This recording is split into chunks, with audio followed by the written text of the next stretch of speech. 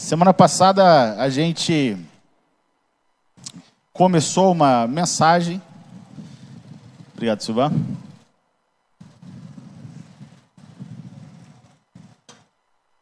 Que foi a primeira parte. E hoje, pela graça do Senhor, nós vamos encerrar a nossa segunda mensagem da série Espelho, Espelho Meu. Alguém foi até o espelho essa semana e perguntou alguma coisa? O que o espelho falou para você? Falou que a Gilda é linda. Não tem ninguém mais linda do que ela, pelo menos na casa dela. O objetivo é que tenhamos uma compreensão correta a nosso respeito e a respeito da obra de Deus, a partir do momento em que eu e você caímos em Adão. Adão caiu e trouxe implicações para toda a humanidade, corrompendo toda a humanidade.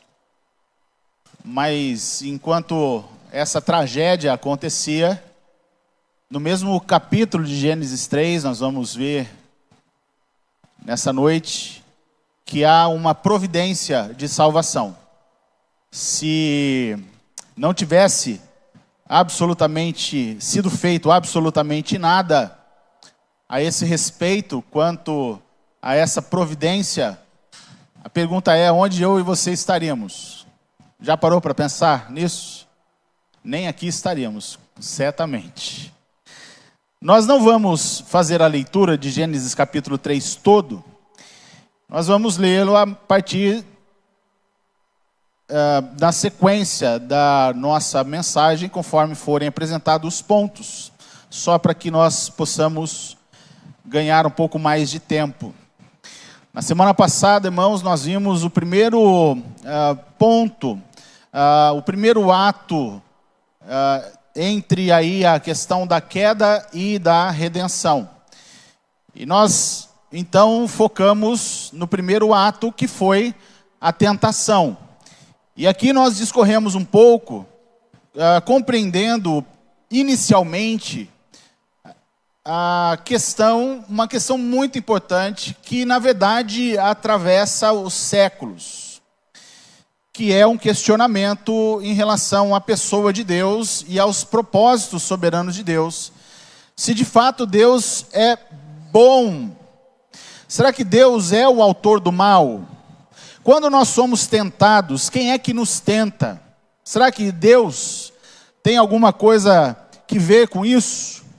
E nós vimos que Deus não é o autor do mal, não é o causador do mal. Ele é perfeito, ele é todo bondoso na sua essência. Mas há uma questão importante, que é a questão da permissão do mal no cumprimento dos propósitos eternos, soberanos e elevados do nosso Deus. Então ele usa o mal para cumprir os seus propósitos. Então Deus está no controle. Deus não nos revela absolutamente tudo, não nos traz respostas quanto à questão da presença do mal, da influência do mal no mundo, nas nossas vidas, aquilo que vem sobre as nossas vidas e destrói muitas vezes as bases, os fundamentos da nossa vida, nos fragiliza.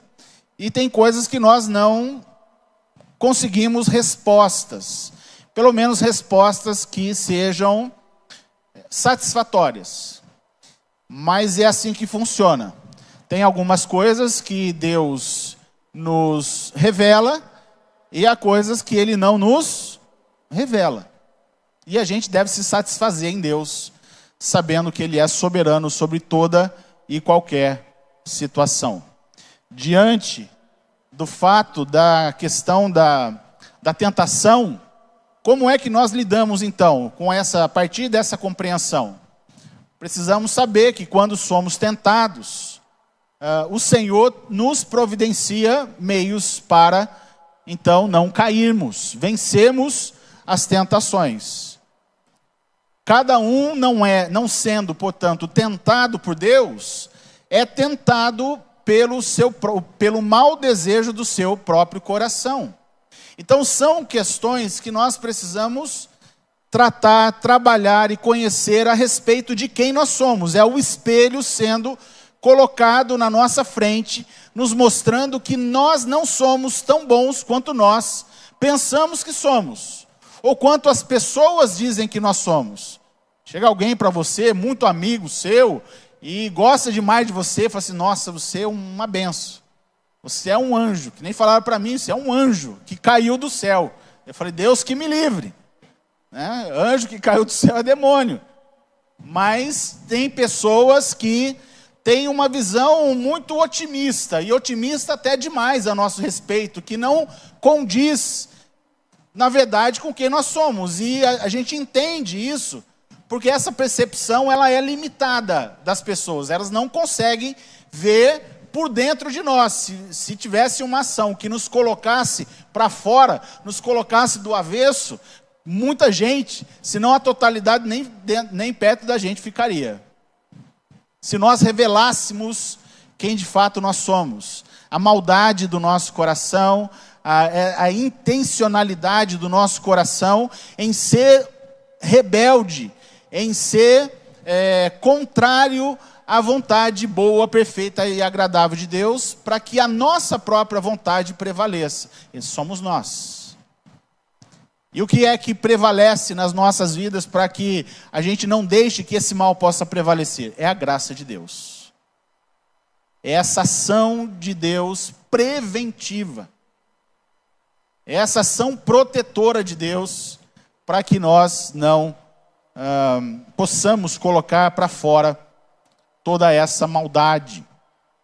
Ser tentado é pecado, irmãos? Não. Pecado é, portanto, ceder à tentação. Jesus Cristo foi tentado? Jesus Cristo pecou? Não. Como que ele venceu as tentações? Por meio da palavra.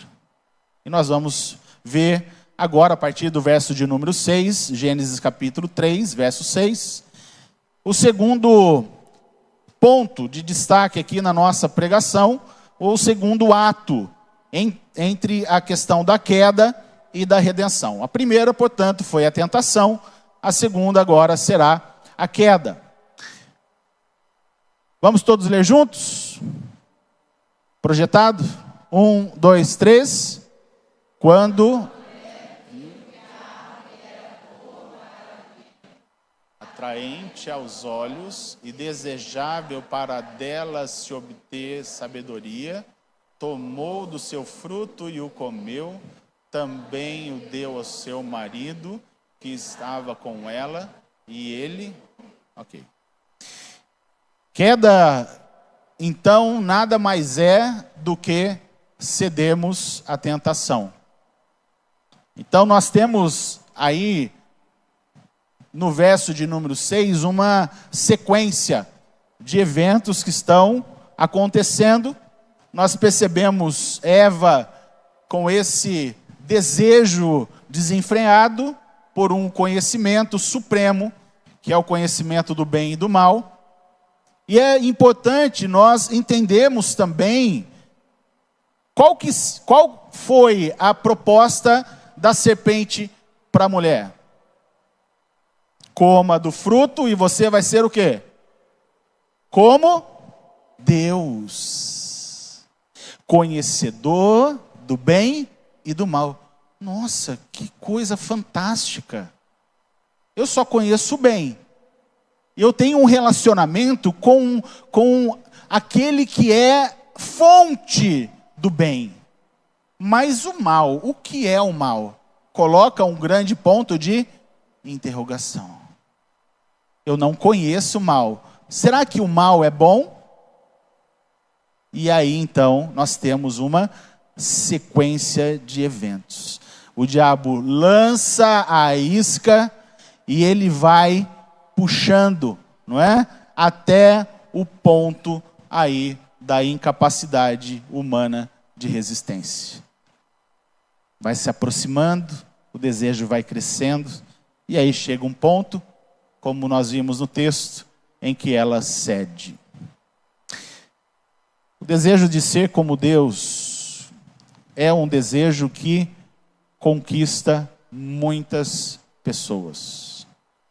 E é interessante também a gente perceber que esse desejo, ele está em 3 esferas. Primeiro, físico. Eva vê, então, que a árvore era boa para se comer. Olha o processo, né? A parte emocional, aquilo que é esteticamente bonito, é agradável aos olhos. É você estar diante de uma árvore com frutos vistosos. E também alcança essa esfera intelectual. Desejável para dela se obter conhecimento. Tudo aquilo que isso propõe para que nós tenhamos aquilo que nós até então não temos com Deus. Deus propõe um ambiente perfeito, há um relacionamento perfeito, mas há algo que Deus proibiu. E o proibido faz o quê? Não coloque o dedo na tomada. A criança vai e faz o quê? Vai lá. Não adianta falar. O que nós estamos vendo é, de fato, o diabo plantando no coração, na mente de Eva, essa proposta para ser livre das imposições, dessas limitações que Deus impõe ao casal. O homem se torna alguém que não consegue viver dentro dos limites. As regras estão postas, estabelecidas, e a gente vai lá e quebra. Parece que se sente bem em ultrapassar os limites de velocidade, os lugares proibidos. Parece que isso, de uma certa forma, nos atrai. Como eu falei, irmãos, a palavra de Deus, ela nos traz elementos para que nós possamos resistir às tentações e não cairmos.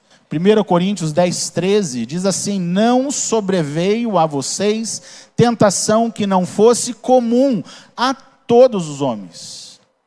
E Deus é fiel e não permitirá que vocês sejam tentados além do que podem suportar. Mas quando forem tentados, Ele mesmo lhes providenciará um escape para que o possam suportar. Qual que é a promessa?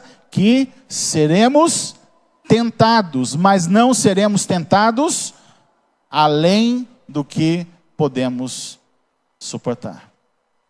Mas isso é a partir de uma compreensão da nossa própria força, da nossa própria capacidade, no ponto da gente chegar e falar assim: não, eu sou forte, pode acontecer o que for, eu resisto a tudo. É essa compreensão? É essa consciência equivocada de autossuficiência? Será que somos de fato fortes demais, que a gente não cai de jeito nenhum? Muitos pensaram assim, equivocadamente, sobre a sua estrutura. E o que aconteceu com eles? Caíram. Grandes homens de Deus caíram porque não vigiaram, porque não contaram com o auxílio divino para suportar as tentações. A queda, então, ela se dá nesse campo, queridos, das necessidades humanas, onde a gente conclui irracionalmente que a melhor decisão para a realização suprema das nossas vidas é contrariar a vontade de Deus, para que uma nova experiência substitua o que a gente considera como convencional. Sabe aquele momento das nossas vidas que a gente acha que já estamos vivendo dentro de uma realidade meio que, isso daí já está meio passado. Está muito igual. Está muito... Eu já enjoei disso e a gente busca alguma coisa diferente.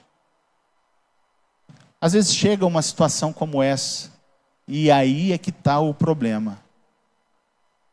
Quando essa rotina começa a criar no nosso coração um desejo por algo diferente.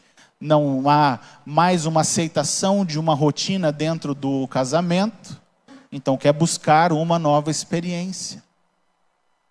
A sua vida, de uma forma geral, chegou a um ponto de que da casa para o trabalho, do trabalho para casa, da casa para a igreja, da igreja para casa, e essa realidade começa a trazer para algumas pessoas um entristecimento e um desejo por buscar coisas novas. E aí é onde a gente precisa recorrer à palavra de Deus, lá em Provérbios 14, verso 12 a 14. Olha só o que o sábio diz. Provérbios 14, 12 a 14 diz o seguinte: há caminho que parece certo ao homem, mas no final conduz à morte. Mesmo no riso, o coração pode sofrer, e a alegria pode terminar em tristeza. Os infiéis receberão a retribuição de sua conduta, mas o homem bom será recompensado. A fidelidade é recompensadora, enquanto que a gente continua a querer traçar a nossa própria trajetória, o nosso próprio caminho, estabelecer as fontes de prazer, de felicidade, de satisfação, de realização, fora de Deus. Qual é o destino? O que nos aguarda quando a gente quer tomar as rédeas das nossas vidas? Há caminhos que ao homem parece legal, vai fundo, segue o seu coração. Qual que é o final? Morte. Morte. Então a grande diferença entre essa proposta diabólica, tentadora do Éden, com Adão e Eva, e Jesus Cristo, qual é a diferença? É que Jesus Cristo resistiu à tentação e usou a palavra de Deus como instrumento para vencer. O nosso Senhor Jesus Cristo não considerou,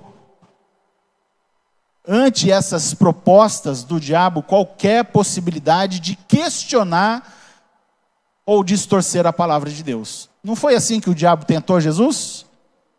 Tentando distorcer a palavra de Deus, e Jesus Cristo rebateu tudo. Jesus Cristo rebateu tudo. Então esse termo está escrito, usado por Jesus, ele considera a imutabilidade e a suficiência das Escrituras e a necessidade humana de sujeição a ela para que vençamos as tentações. Não adianta você, diante do diabo, pegar a sua Bíblia, abrir no Salmo 91 e querer esfregar na cara do diabo. Não resolve. Você precisa ter a palavra de Deus no seu coração. Guardei a tua palavra onde? No criado mudo. Não é? Não é o lugar certo? Na sua gaveta? Num lugarzinho onde fica bonito a exposição da palavra? Não. Guardei a tua palavra no coração para não pecar contra ti. Salmo 119. Verso 9 a 11, uma palavra dirigida aos jovens. Mas você que tem uma idade mais superior, pode se considerar jovem também, não tem problema não, tá? Como pode o jovem manter pura a sua conduta? E ele responde, vivendo de acordo com a tua palavra. Eu te busco de todo o coração, não permitas que eu me desvie dos teus mandamentos. Guardei no coração a tua palavra para não pecar contra ti. Você quer guardar o que no seu coração? Como que você olha para o seu coração? A palavra diz que o nosso coração é enganoso. Mas quando ele recebe então a palavra de Deus, ele precisa se submeter a ela. Nós estamos falando do coração enquanto essa sede dos sentimentos, vontades, desejos, que tudo precisa, portanto, ser colocado diante do Senhor em sujeição. Nosso terceiro ato da queda à redenção, considera a partir dos versos 7 a 13, a tragédia. É quando aconteceu a tentação, aconteceu a queda, e agora qual que é o resultado? A tragédia. Então esse terceiro ato, desse processo da queda à redenção, compreende as consequências da livre escolha humana em decidir viver a sua vida dentro de uma proposta autônoma. Agora o homem usou então o seu livre arbítrio para decidir não obedecer a Deus. A partir do momento que isso aconteceu, perdeu-se o livre arbítrio. Agora a sua condição é uma condição sujeita ao seu próprio desejo, o mau desejo do seu coração, o texto que a gente citou anteriormente. Agora há uma natureza pecaminosa que decide por si só contrariar deliberadamente a vontade do Criador. Você não faz nenhum esforço para isso. Eu e você não fazemos nenhum esforço para contrariar a vontade do nosso coração. Mas fazemos uma grande força para poder nos voltar ao Senhor. Nos sujeitar em obediência à palavra do Senhor. É claro que a gente entende que há uma ação divina também nos auxiliando. Mas há responsabilidade humana nisso também. Então, quando a gente trata sobre autonomia espiritual, nós estamos falando sobre uma consequência de tragédia. Não só individual, mas também coletiva. Deixa eu falar uma coisa para você. Quando você peca, o pecado não é só local. As consequências do pecado também são coletivas. Quem mais sofre quando alguém peca? Se um membro da igreja peca, todo o corpo sofre. Quando o marido peca, a esposa peca, os filhos pecam, a família sofre as consequências desse pecado. Então essa é a verdade. Todos aqueles que decidem viver em autonomia e rebelião não podem esperar outro resultado que não a tragédia em suas vidas. Talvez você conheça alguém que deliberadamente decidiu viver uma vida autônoma. Acabou o seu casamento, perdeu o emprego, perdeu absolutamente tudo que tinha, foi viver a sua vida sozinho. Eu conheço gente assim. Parece que é uma sequência, né? Triste. Triste. Pessoa completamente afundada pelas suas decisões. É só você ir entregar marmitex e conversar com algumas pessoas lá na praça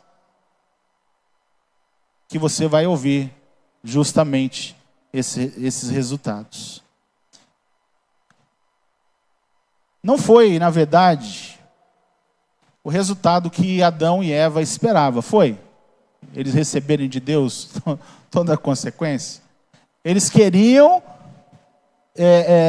serem conhecedores do bem e do mal. Isso aconteceu? Aconteceu ou não aconteceu? Agora, os olhos deles se abriram. Se abriram. O resultado final, vergonha, medo, culpa. Agora tem ataques pessoais, tentativas de justificação, fuga da presença de Deus, perda da inocência, da liberdade, do prazer real que só pode ser desfrutado na presença de Deus. Consequências do pecado, porque agora o homem vive para se satisfazer. Parece que até mesmo o paraíso não foi suficiente. E na verdade, irmãos, não é suficiente para quem quer viver uma proposta de autonomia. Você pode estar no melhor lugar possível. quando você quer viver uma vida longe, distante de Deus, da obediência de Deus, não tem outro resultado. Uma das características dos efeitos da queda é justamente produzir na alma humana uma sensação de insaciedade constante. O homem caído, ele tende a buscar então sossego, tenta buscar satisfação, tenta buscar prazer em fontes duvidosas, que no final, qual é o resultado? Tragédia na sua vida. Esse é o resultado. E as consequências são por causa da abertura dos olhos. Enquanto eles não tinham caído, havia uma proteção divina. Que a partir do momento em que eles decidiram então comer do fruto, essa proteção foi tirada. Agora eles estão vendo o que não deveriam ver. Agora eles estão perdendo o que não precisariam ter perdido. E aí então eles são expulsos do paraíso. E aí vem a consciência, que vem geralmente sobre todo mundo. O que eu fiz da minha vida? Eu estava num lugar perfeito, não me faltava absolutamente nada. O que eu fiz quando eu decidi desobedecer a Deus? O homem se torna, portanto, escravo daquilo que o domina. Segundo de Pedro 2,19. A tragédia, em resumo, portanto, queridos, ela considera que o pecado ele é passível de punição. Uma coisa que a gente precisa compreender é que não há ações humanas que não fiquem sem punição divina. Lembra o que diz Romanos 3:23 e 6:23? Todos pecaram e estão destituídos da glória de Deus. O salário do pecado é o quê? A morte. É o resultado da tragédia estabelecida. Sabe aquela liberdade, então, que as pessoas buscam? Liberdade sem Cristo é o quê? Escravidão, é condenação. Liberdade sem Cristo, irmãos, não é felicidade. É tragédia que você traz para a sua vida. Quarto ato, versos 14 a 19. Acompanhe aí. Quando nós falamos, irmãos, sobre julgamento, nós precisamos considerar, então, um aspecto que é rejeitado, que não é aceito por quem transgride a lei. É considerar esse aspecto punitivo do transgressor da lei para que a ordem social ela seja estabelecida. Quem faz o que é errado vai ser punido, corrigido. Ok?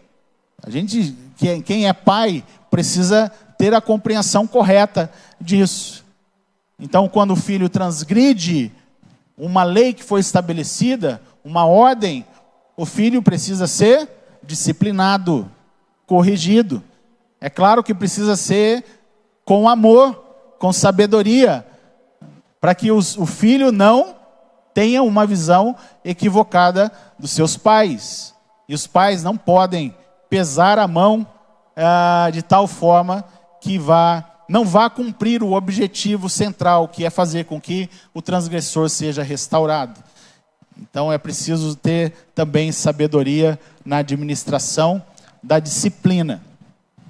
Provérbios 29:18 nos diz algo muito importante, considerando aqui a questão da corrupção humana se dando por conta da ausência de uma proposta de vida baseada na aplicação da lei. Provérbios 29:18 diz o seguinte: onde não há revelação divina, ou em algumas profecia, o povo se desvia, mas como é feliz quem obedece à lei. A obediência à lei traz resultados positivos. Então, quando nós rejeitamos a lei suprema, deixamos de obedecer à lei, nós vamos ser, por Deus, punidos, disciplinados. Então, quando nós voltamos novamente para Gênesis capítulo 3, nós vemos ali sendo justamente relatado a transgressão da lei divina. Gênesis 2, 16 e 17 é o texto. E o Senhor Deus ordenou ao homem: coma livremente de qualquer árvore do jardim, mas não coma da árvore do conhecimento do bem e do mal, porque no dia em que dela comer, talvez você morrerá. É isso? A minha Bíblia está errada? Pode ser que você morra. Não. Certamente. E a serpente disse o quê? Certamente não morrerás. Olha aí. Olha a distorção. Olha vindo uma outra palavra para poder tentar desconstruir um mandamento divino. Essa é a sujeira do diabo.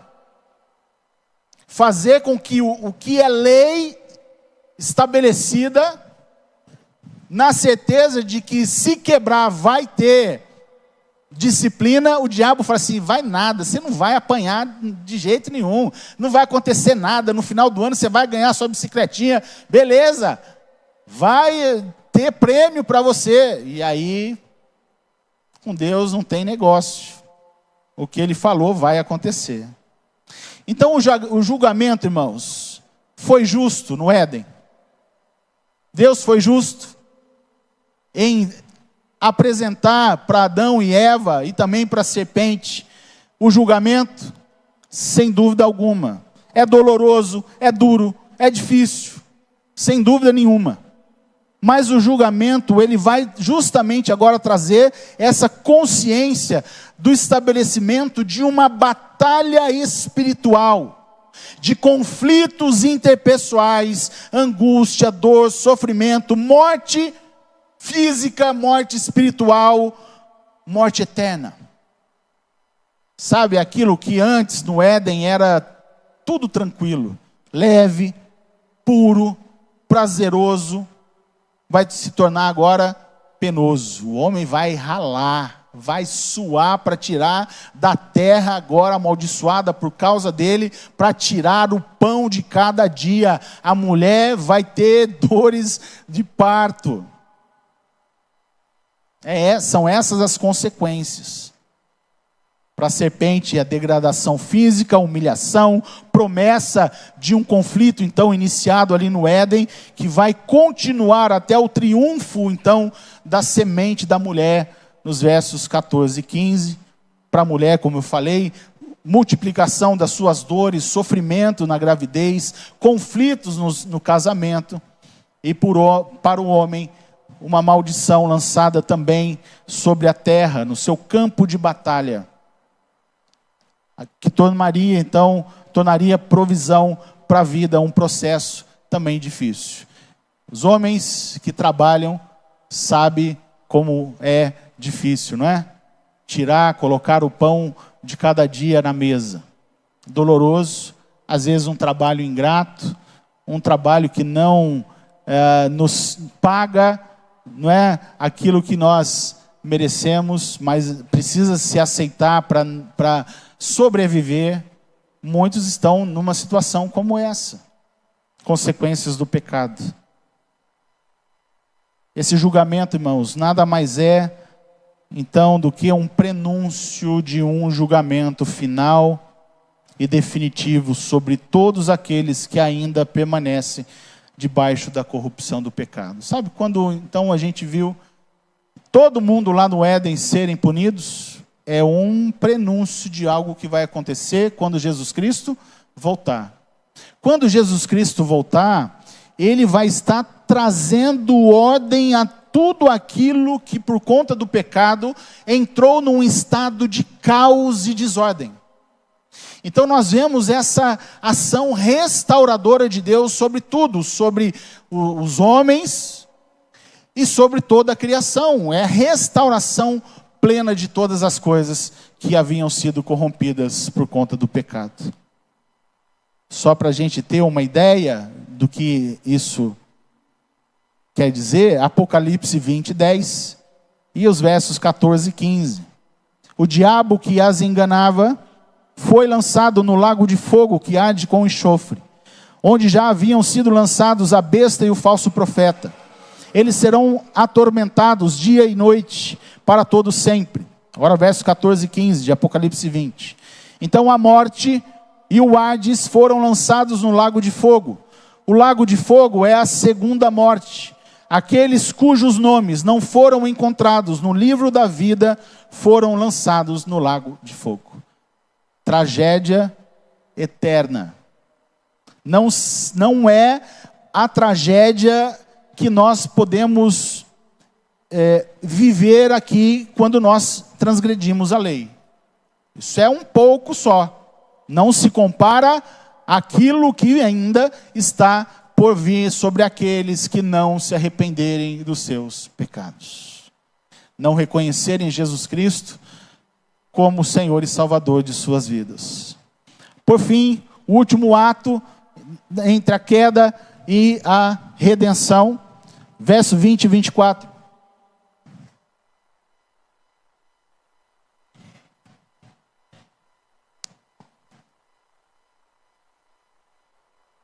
Vamos fazer a leitura? Todos juntos? Adão deu à sua mulher o nome Eva, pois ela seria mãe de todo ser vivente. O Senhor Deus fez roupas de pele para o homem e a sua mulher e os vestiu. Então o Senhor Deus disse: vejam o que o homem se tornou como um de nós, conhecendo o bem e o mal. Não se deve permitir que ele e tome também da árvore da vida, coma e viva para sempre. Por isso o Senhor Deus o expulsou do jardim do Éden para cultivar a terra da qual fora tirado.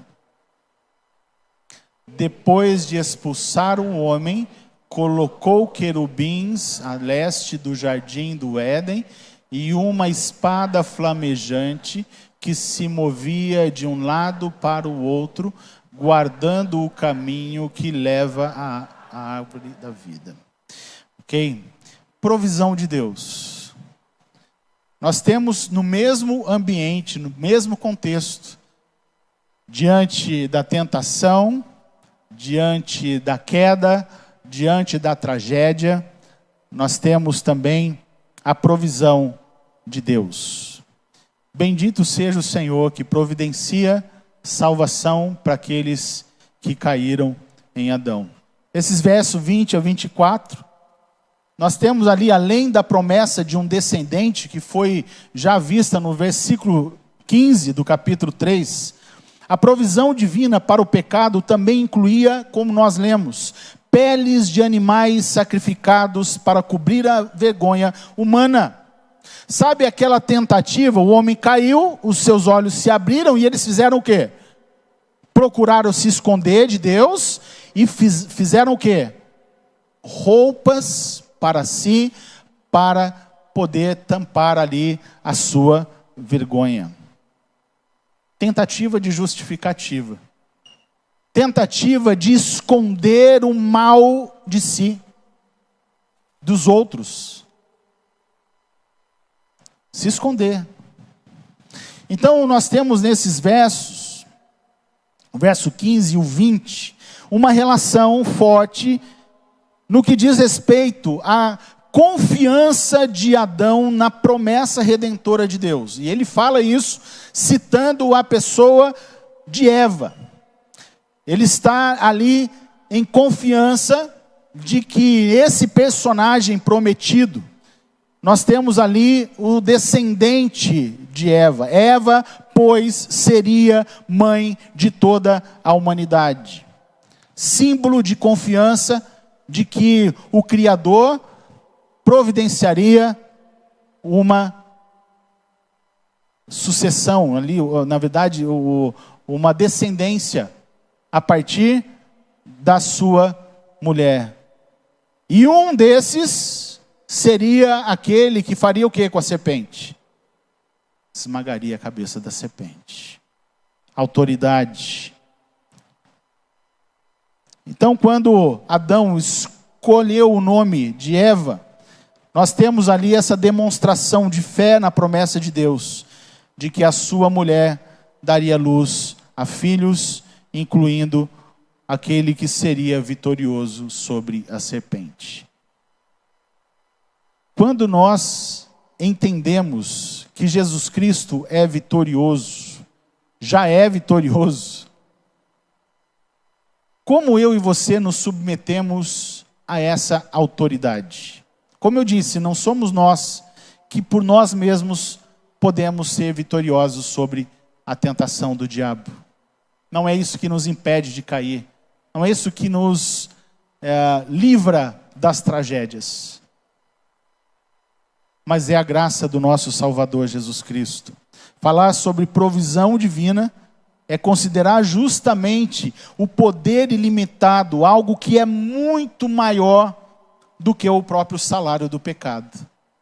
Nós estamos falando sobre aquele que venceu a morte. No texto de Apocalipse, aquele que vai lançar no lago de fogo e de enxofre a própria morte. Não só o falso profeta, não só a besta, né?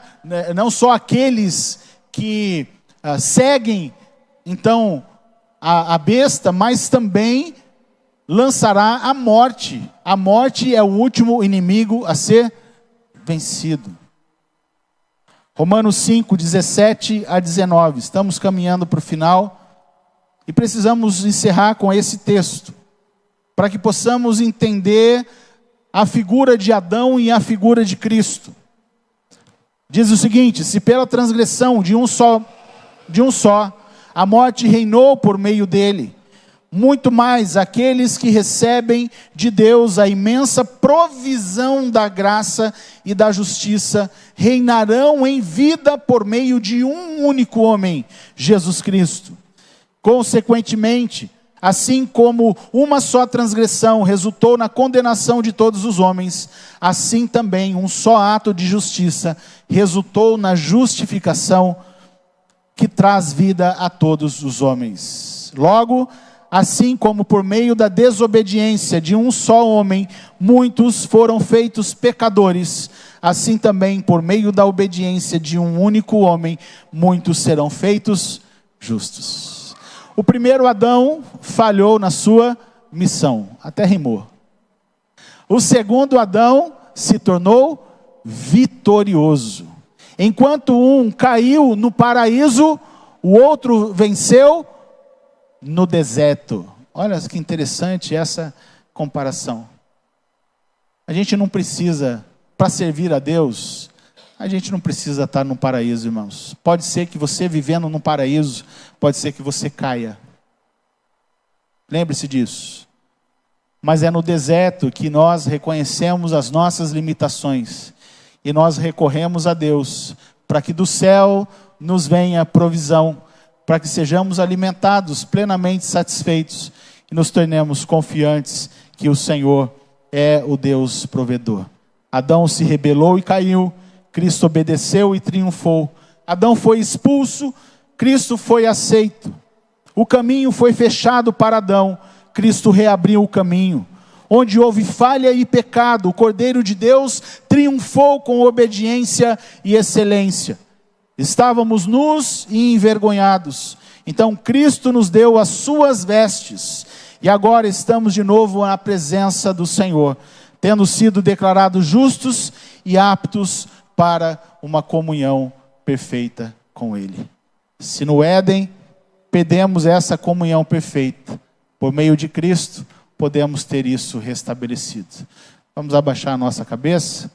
Vamos mais uma vez em oração nos colocar diante do Senhor. Se você entendeu essa mensagem, entendendo que você de fato é pecador por conta do pecado de Adão, todos se separaram de Deus. Mas por meio de Cristo nós podemos ter o que o apóstolo Paulo chama de ministério da reconciliação. Nós podemos nos reconciliar novamente com aquele que nós, em Adão, decidimos deliberadamente nos afastar, porque queríamos, como Deus, ser conhecedor do bem e do mal. Queridos, nessa noite você tem uma escolha